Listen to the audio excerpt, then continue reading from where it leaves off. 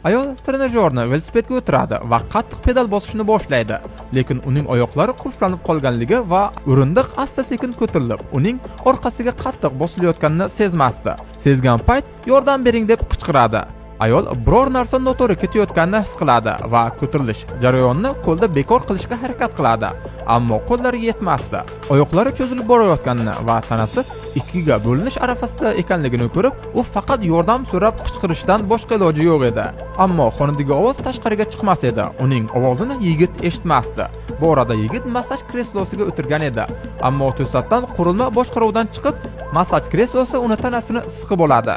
U ayolning yugurib kelishini kutayotgan edi, lekin oldindagi dahshatli manzarani ko'rib, u qotib qoladi.